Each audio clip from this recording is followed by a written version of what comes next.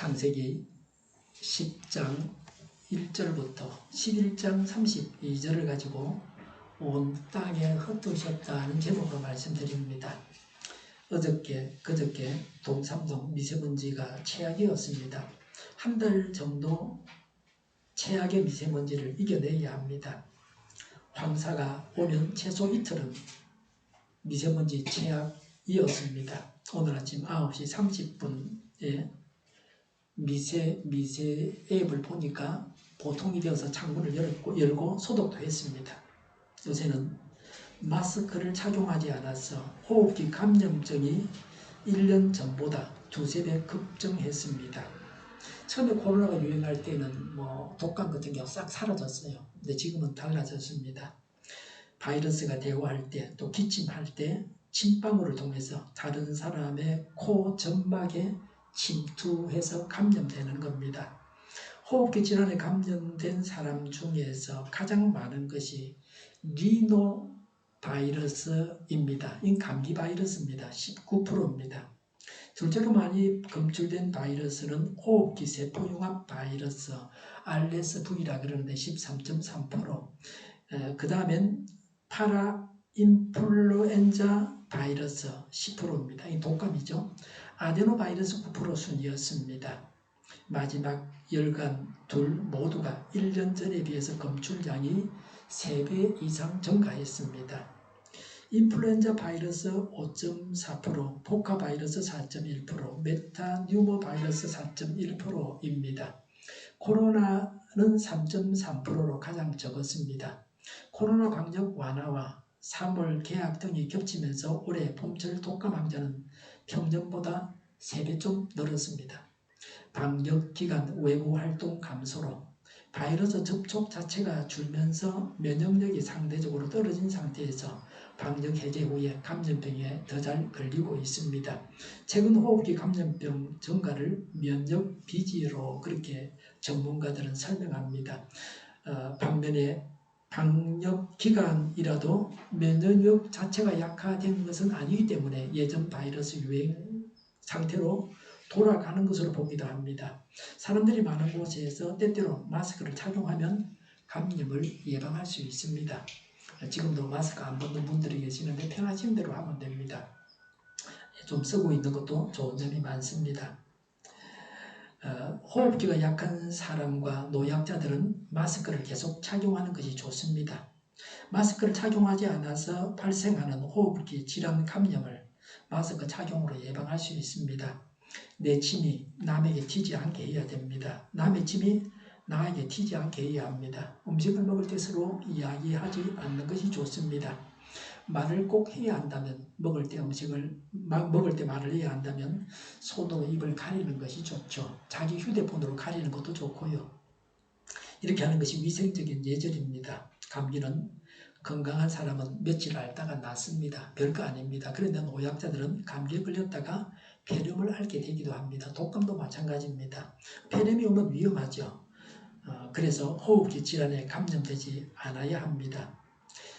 요새 코로나는 눈이 충혈되는 그런 변이도 있다고 합니다. 이런 눈병에 걸리면 코로나 검사를 해야 되겠죠. 그리고 코로나 치료를 해야 됩니다. 우리나라는 전기와 가스로 인한 적자를 어떻게 해결해야 하느냐는 문제가 생겼습니다. 전기와 가스로 인한 빚과 이자가 늘어나고 있습니다. 몇 조씩 되니까 빚도 몇 억씩 막 나오는 거죠. 원자력 발전소 가동을 최대한 늘려서 전기 생산 단가를 낮춰야 합니다. 원자력 발전소 가동은 안전해야 한다는 건 더 말할 필요가 없습니다. 원자력 발전을 늘리기 위해서 법 개정이 필요하다면 국회가 빨리 움직여야 합니다. 가스는 구입 시에 저가로 구입해야 되겠죠. 가스 구입처를 다양하게 해서 자유화해서 서로 경쟁해서 저가 구입을 유도해야 합니다. 이런 노력을 하면서 가격도 인상을 해서 조속히 빚을 갚도록 해야 합니다. 빚으로 인해서 지불해야 하는 이자까지도 사실은 다 소비자가 부담해야 하는 겁니다. 인공태양을 만들면 에너지 생산 가격을 파격적으로 낮출 수 있습니다. 핵 같은 위험이 없고 안전하기도 합니다. 우리나라는 인공태양을 만드는데 세계 최고의 기술을 가지고 있습니다. 아마 넉넉 잡고 10년 안에 인공태양으로 에너지를 만들 날이 올 것입니다. 그때까지는 핵발전에 의지해야 합니다. 창세기 10장은 노아의 아들들의 족보입니다. 노아의 아들들이 낳은 후손들을 기록하고 있습니다. 간혹 간단한 설명이 나옵니다.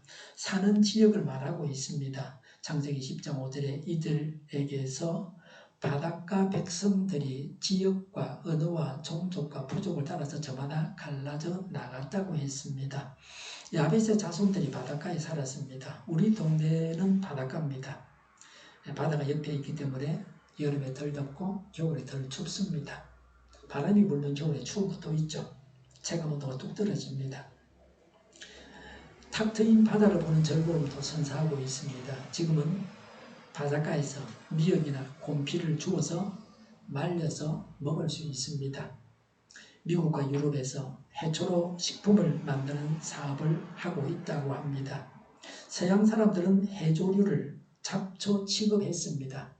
먹지 않았습니다. 먹을 것이 많은데 해초까지 먹어? 뭐 그랬던 것 같습니다. 근데 이제는 달라졌습니다.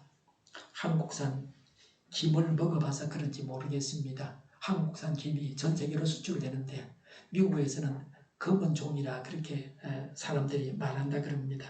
아주 인기 있는 건강식품입니다. 해초는 키우는 과정에서 발생하는 유해물질이 없습니다. 농약도 사용하지 않습니다. 해초는 친환경 슈퍼푸드라 그럽니다. 바다에서 쉽게 빨리 키울 수 있습니다. 그리고 건강에도 좋습니다. 섬유질도 많이 들어가 있습니다. 소 한 마리가 1년에 내뿜는 메탄의 양이 100kg입니다. 메탄가스는 발생하면 안 되는 그런 가스입니다. 지구 환경에 나쁜 가스죠. 그런데 소에게 해조류를 먹이면 메탄 배출이 약 82% 정도 감소한답니다. 실제로 5개월 동안 소에게 해조류를 먹여보니까 메탄 배출량이 그렇게 줄었습니다. 저도 이제 바닷가에 가서 곰피를 주워 먹어야 되겠다. 이전에 주운 건 다 먹었고요. 한동안 안 먹었는데 좀 먹어야 되겠다 생각하고 있습니다. 바닷가 내려가면 흔하게 있습니다. 30절에 그들이 사는 곳은 메사에서 서발에 이르는 동쪽 산간지방이다 라고 했습니다. 셈의 자손들은 산간지방에 살았습니다. 산에는 산나물이 풍성합니다. 지금은 산나물이 나오는 계절입니다. 도시에서는 산나물도 비싸서 사 먹기 힘듭니다. 창세기 10장에 나오는 사람들은 한 곳에만 살지 않고 흩어져 살았습니다. 땅에 충만하는 하나님 말씀에 순종했습니다. 힘이 센 장사 니무롯이라고 말합니다. 창세기 10장 8절에 구스는 또 니무롯을 낳았다. 니무롯은 세상에 처음 나타난 장사이다. 또 9절에 그는 주님께서 보시기에도 힘이 센 사냥꾼이었다. 그래서 주님께서 보시기에도 힘이 센 니무롯과 같은 사냥꾼이라는 속담까지 생겼다 그랬습니다. 성경에 나오는 장사는 골리앗, 삼손 뭐 이런 사람입니다. 그런데 성경에 나오는 최초의 장사는 니무롯이었습니다. 니무롯은 함의 자손입니다. 니무롯은 사냥꾼이었습니다. 사냥을 하는데도 힘이 필요합니다. 사냥을 해서 짐승을 들고 오는데도 힘이 필요하죠. 사람이 살아가는데 힘이 필요합니다. 육체적인 힘도 있어야 되고 세상적인 힘도 있어야 됩니다. 재력, 지력, 권력이 필요합니다. 영역도 있어야 됩니다. 하나님을 움직이는 사람이 되어야 합니다. 하나님께서 일하시게 하는 사람이 되어야 합니다. 하나님이 그 사람을 통해서 기적을 행하는 그런 영역 있는 사람이 되어야 합니다. 하늘 자손들이 저주받은 것이 금방 표가 나지 않았습니다. 창세기 10장에서는 드러나지 않았습니다. 이것을 잠복기라고 말할 수 있습니다. 드러나지 않았지만 속에 씨를 가지고 있습니다. 병의 잠복기가 이런 겁니다. 감춰져 있고 드러나지 않지만 언젠가는 드러날 것입니다. 지금은 미미하지만 올해 노후에는 확실하게 드러날 것에 대해서 우리가 중시해야 합니다. 예수님이 오시는 것도 예언되어 있습니다. 때가 되면 하나님께서 예수님을 보내십니다. 그래서 인류를 구원하십니다. 우리가 예수님을 위해서 지금 일을 하면 영원한 세상에서 영광을 누리게 됩니다. 지금은 오실 예수님을 우리가 기다리고 있습니다. 지금 선한 씨를 심어야 합니다. 전도 씨를 심고 양육의 씨를 심어야 합니다. 하나님께 충성하고 봉사해야 합니다. 좋은 일 해야 할 일은 빨리 하는 게 좋습니다. 미루다가 보면 못할 수가 있죠. 나쁜 일을 미루는 게 좋아요. 안 하면 더 좋고 말이죠. 해야 할 일은 빨리 하는 게 좋습니다. 노아 한 사람으로 인해서 수많은 자손들이 태어났습니다. 창세기 10장 2절부터 5절은 야벳의 자손들, 창세기 10장 6절부터 20절은 함의 자손들, 창세기 10장 21절부터 31절은 셈의 자손들입니다. 창세기 10장 32절에 이들이 각 종족의 족보를 따라 갈라져 나간 노아의 자손 종족이다. 홍수가 난 뒤에 이 사람들에게서 여러 민족이 나와서 세상으로 퍼져나갔다고 했습니다. 노아 한 사람이 얼마나 중요한가를 알게 합니다. 한 사람이 중요합니다. 사람은 한 사람을 경시하지만 겨우 한 명 그러지만 하나님은 한 영혼을 무엇보다 귀하게 여기셔서 천하보다 귀하다고 하셨습니다. 한 영혼으로 인해서 그 영혼이 딴 영혼을 전도하고 하나님께로 인도하고 성장하도록 돕는 것을 본다면 한 영혼이 얼마나 귀한가 하는 것을 알 수 있습니다. 결코 한 사람을 가볍게 생각하지 말아야 됩니다. 내가 만약에 한 영혼을 전도해서 양육했다면 하나님께 감사해야 합니다. 한 명이나 소홀하게 생각하지 말아야 됩니다. 그 한 영혼으로 인해서 수많은 사람들이 구원받을 수 있습니다. 미국의 무디 목사님은 수많은 사람들을 전도했습니다. 그 무디를 구원한 전도자는 무디가 전도한 수많은 의인까지 태어나게 한 장본인입니다. 그래서 내가 한 사람을 전도하고 양육하겠다 하는 결의를 가져야 됩니다. 이것이 예수님의 마음입니다. 교회 같이 가자 이렇게 말하는 것도 양육입니다. 제가 전도하면 내 교회 안 오겠다 그러는 분도 또 교회 나오잖아. 다른 사람이 전도해가지고요. 그러니까 누구든지 전도하면 됩니다. 제가 못하는 걸 할 수도 있습니다. 내가 한 영혼을 귀하게 여겨서 전도하고 양육한다면 수많은 사람들이 전도하고 양육할 수 있습니다.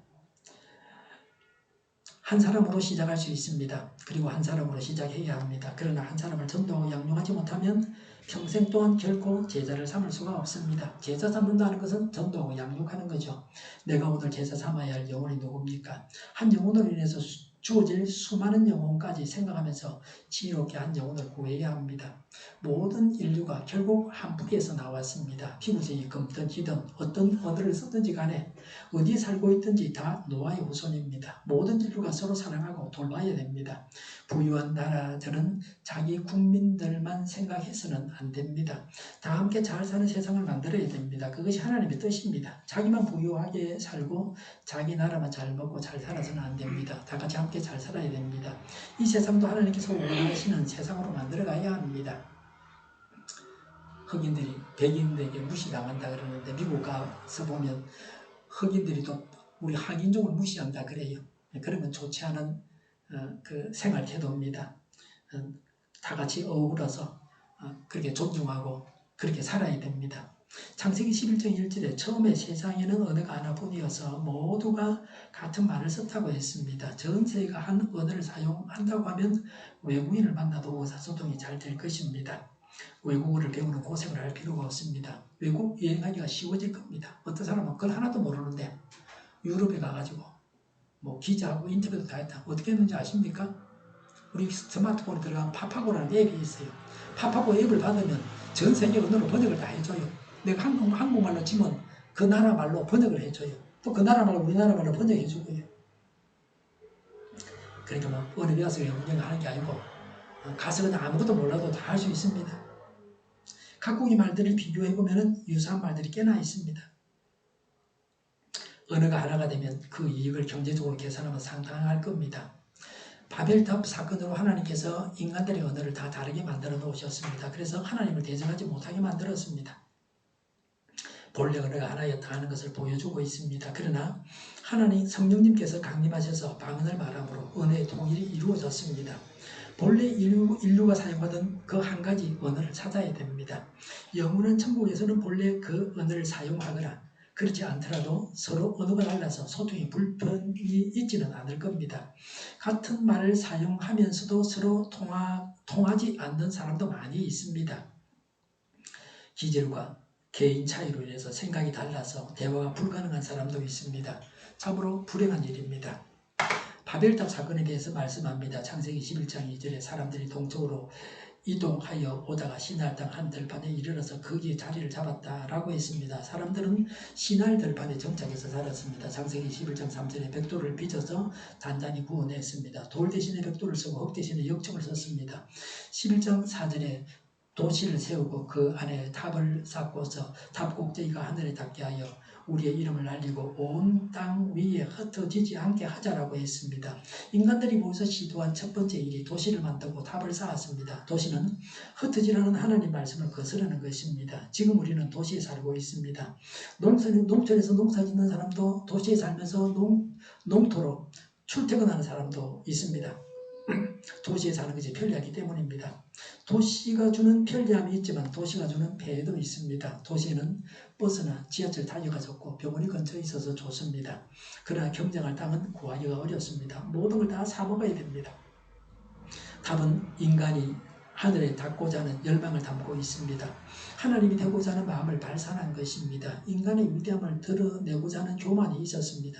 그 교만이 하나님이 되려고 하는 마음으로 나타났습니다. 인간을 중시하고 하나님을 무시하는 풍조가 문제입니다.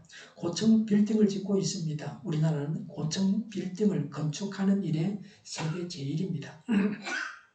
설계는 다른 나라가 하지만 시공은 우리나라가 제일 잘합니다. 고층 빌딩에서 거주함으로 인해서 생기는 병이나 문제가 있습니다. 앞으로 이런 문제가 드러나게 될 것입니다. 자연의학, 우리나라 전통의학에서는 사람이 땅 기운을 받아서 살아야 한다고 그럽니다. 그래서 가장 높은 나무보다 더 높은 곳은 사람이 살기 좋지 않다 그렇게 말합니다. 집 근처에는 나무 높이만큼만 올라가야지 더 올라가면 안 된다. 나를 내세우는 교만한 마음을 정리해야 합니다. 일이 잘 될 때에 나를 내세우기 쉽습니다. 겸손해야만 하나님께서 도우시고 높여주십니다. 하나님을 모르는 자연인은 자신을 높이고 자기 이름을 남기려고 합니다. 자신이 영광을 받으려고 합니다. 이런 마음을 이길 수 있어야 합니다. 하나님께서 하신 일을 말씀합니다. 창세기 11장 5절에 주님께서 사람들이 짓고 있는 도시와 탑을 보려고 내려오셨다고 했습니다. 하나님은 사람들이 하는 일에 관심을 가지고 계십니다. 오늘 내가 하는 일에 하나님은 지대한 관심을 가지십니다. 창세기 11장 6절에 주님께서 말씀하셨다. 보아라, 만일 사람들이 같은 말을 쓰는 한 백성으로서 이렇게 이런 일을 하기 시작하였으니 이제 그들은 하고자 하는 것은 무엇이든지 하지 못할 일이 없을 것이다 라고 했습니다. 인간들이 한 언어를 가지고 있어서 하나님께 대항해서 엄청난 일을 행한다고 하는 것입니다. 하나님을 대적하는 사람들이 있습니다. 성경 말씀에 이래되는 법을 가지고 있는 나라들이 있습니다. 하나님의 조치입니다. 창세기 11장 7절에 자 우리가 내려가서 그들이 거기에서 하는 말을 뒤섞어서 그들이 서로 알아듣지 못하게 하자라고 했습니다. 사람이 힘을 합쳐서 하나님께 대들지 못하게 하려고 사람들의 언어가 다 다르게 하나님께서 만들어 놓으셨습니다. 창세기 11장 8절에 주님께서 거기에서 그들을 온 땅으로 흩으셨다. 그래서 그들은 도시 세우는 일을 그만두었다고 했습니다. 하나님은 사람들을 흩으셔서 도시를 세우지 못하게 하셨습니다. 창세기 11장 9절에 주님께서 거기에서 온 세상의 말을 뒤섞으셨다고 하여 사람들은 그곳 이름을 바벨이라고 한다. 주님께서 거기에서 사람들을 온 땅에 흩으셨다고 했습니다. 바벨은 썩다, 썩기다라는 말에서 나온 말입니다. 혼란을 뜻합니다. 하나님께서 인간들의 언어를 혼란케 하셔서 서로 말이 통하지 않게 하셨습니다. 사람들이 하는 일이 하나님 마음에 들지 않았습니다. 그래서 하나님께서 사람들이 하는 일을 막으셨습니다.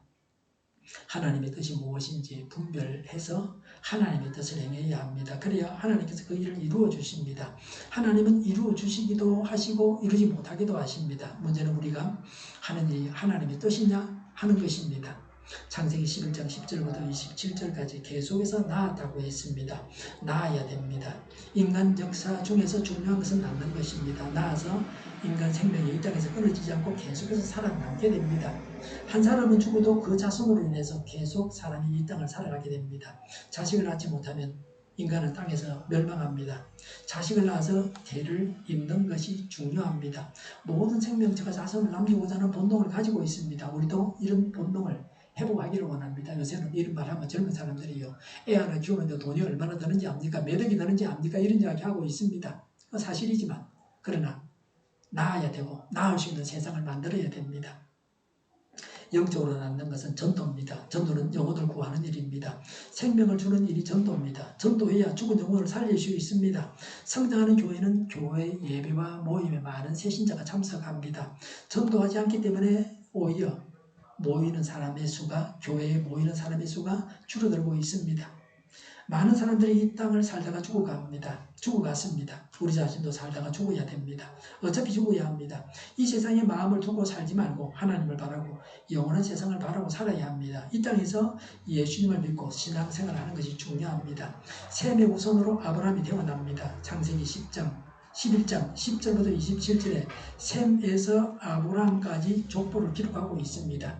믿음의 조상 아브라함은 셈의 후손입니다. 하나님을 잘 믿는 셈에게서 믿음의 조상이 태어났습니다. 잘 믿는 자에게서 잘 믿는 자녀가 나기 마련입니다. 우리 자신이 신앙생활을 잘하고 하나님 말씀으로 자녀를 양육해서 믿음의 대를 이어가야 합니다. 후대에 갈수록 더 훌륭한 믿음의 사람들이 되게 해야 합니다. 부모의 기도가 자녀에게 중요합니다. 한 신앙으로 다져진 집안이 되어야 합니다. 데라의 가족에 대해서 말씀하고 있습니다. 27절에 데라의 족보는 이러하다. 데라는 아브라함과 나홀과 하란을 낳았다. 하란은 롯을 낳았다 라고 했습니다. 여기 나오는 이름들을 우리가 꼭 기억해야만 성경 이해에 도움이 됩니다. 아주 중요한 인물들이죠. 데라에게는 세 아들 아브람, 나홀, 하란이 있었습니다. 28절에 그러나 하란은 그가 태어난 땅 바벨로니아의 우르에서 아버지보다 먼저 죽었다. 29절에 아브람과 나홀이 아내를 맞아 들였다. 아브람의 아내 이름은 사라이고 나홀의 아내 이름은 밀가이다. 하란은 밀가와 이스가의 아버지이다 그랬습니다. 아브람은 사레라는 이복 여동생하고 혼인을 했습니다. 이복 여동생하고 아버지는 같다 그죠? 네. 나홀은 진려 형제 하란의 딸 밀가와 혼인을 했습니다. 당시에는 근친 혼인도 문제가 되지 않았던 것 같습니다. 사람이 없으니까 근친 간에도 결혼을 한 것 같고 지금 우리의 잣대로 이 사람들을 정죄하면 안 됩니다. 아직 율법도 생기기 전입니다. 30절에 사레는 임신을 하지 못하여서 자식이 없었다라고 했습니다. 믿음의 조상 아브라함의 아내 사레는 아이를 낳지 못하는 결정적인 부족이 있었습니다. 아들을 한 명이라도 낳아야 그 아들로 인해서 자손이 태어나게 됩니다. 사레는 한 아들도 낳지 못했습니다. 그런데 하나님은 결정적인 허물이 있는 사레를 사용하셨습니다. 하나님의 능력으로 그런 결함들을 제거하셨습니다. 이삭의 출생은 하나님께서 행하신 기적이었습니다. 우리들에게도 이런 기적이 일어나기를 바랍니다. 그래서 출생의 기쁨을 누리기 바랍니다. 지금도 난임으로 출산을 못하는 많은 사람들이 울고 있습니다. 하나님께서 그들의 문제를 해결해 주시기를 바랍니다. 31절에 데라는 아들 아브라함과 하란에게서 난 손자 롯과 아들 아브라함의 아내인 며느리 사레를 데리고 가나안 땅으로 오려고 바벨로니아의 우르를 떠나서 하란에 이르렀다. 그는 거기에다가 자리를 잡았다. 32절에 데라는 205년을 살다가 하란에서 죽었다고 했습니다. 아브라함의 아버지 데라는 바벨로니아의 우르를 떠나서 하란으로 이사를 갔습니다. 데라는 가나안 땅에 오려고 했지만 결국은 205세에 하란에서 죽었습니다. 그 후로는 아브라함이 가장이 됩니다. 이어지는 창세기 12장에서 아브라함을 하나님께서 부르십니다. 하나님께서 아브라함을 부르셨고 아버지 헤라가 아브라함을 따라왔다고 해석하기도 합니다. 그러나 창세기 11장 31절에서는 가장 데라가 아들 아브라함을 데리고 가나안 땅으로 가고 있었습니다. 하나는 가나안에 가던 중에 있었던 도시였습니다. 데라는 하나님께 순종하는 사람이었습니다.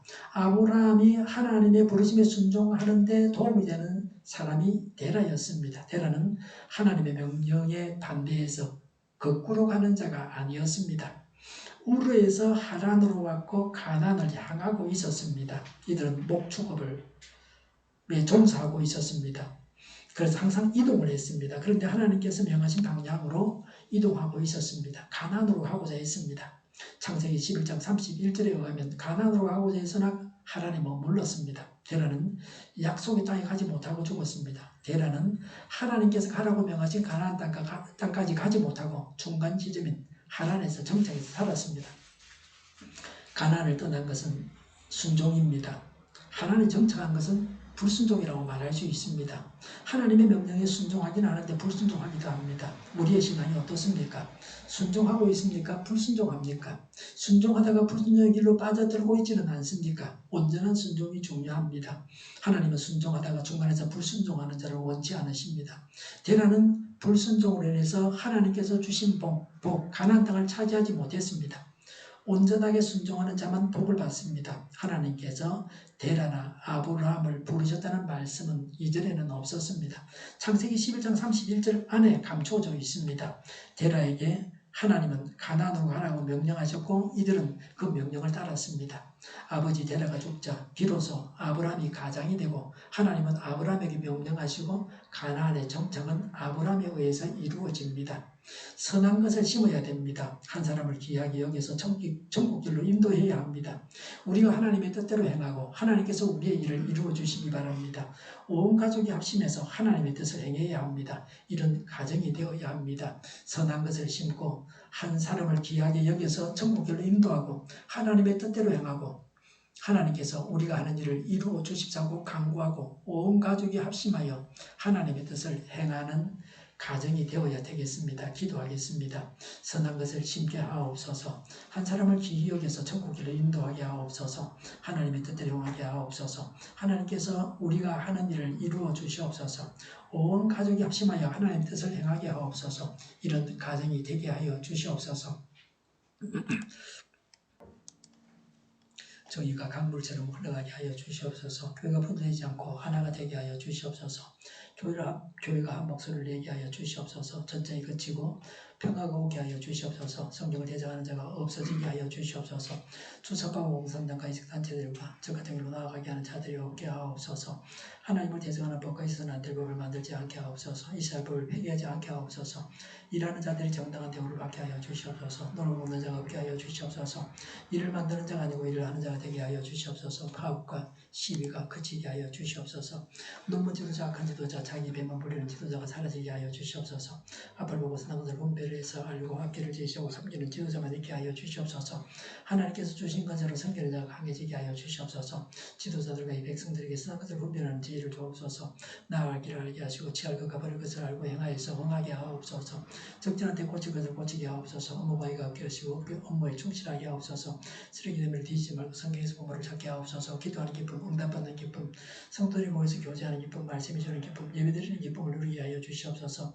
우리 동일교회가 만군을 지배하게 하여 주시옵소서. 저희의 간절한 간구에 응답하여 주시옵소서. 예수 이름으로 명하노니 모든 명만을 물러가고 몸의 모든 부분들을 온전하게 될지어다. 신유의 기적을 베푸셔서 지금도 저희의 질병을 고쳐 주시옵소서. 모든 질병을 고치시고 온전케 하여 주시옵소서. 저희와 교회와 하나님의 면적을 불쌍히 여겨 주시옵소서. 모든 악한 것들을 제거하여 주시옵소서. 하나님께서 기뻐하시는 교회와 나라가 되게 하시며 경제가 나아지고 물가에서의 꺾이고 무역수지가 억제로 돌아서게 하시며 출산율이 올라가고 출산의 기쁨을 누리게 하여 주시옵소서. 가공집들이 건강하게 하는 먹을거리가 되게 하시며 늘 맑은 공기를 마실 수 있게 하여 주시옵소서. 필수 월요일로 부족이 해결되게 하시며 청년들의 앞길을 열리게 하시며 학교의 영광을 누리게 하여 주시옵소서. 가뭄이 해결되게 하여 주시옵소서. 주 예수 그리스도의 은혜와 하나님의 사랑과 성령의 사귐이 선한 것을 심고 한 사람을 귀히 여겨서 천국을 인도하고 하나님의 뜻대로 행하고 하나님께서 우리가 하는 일을 이루어 주십사고 간구하고 온 가족이 합심하여 하나님의 뜻을 행하는 가정이 되게 하겠다고 다짐하는 모두와 함께 하기를 빕니다. 아멘.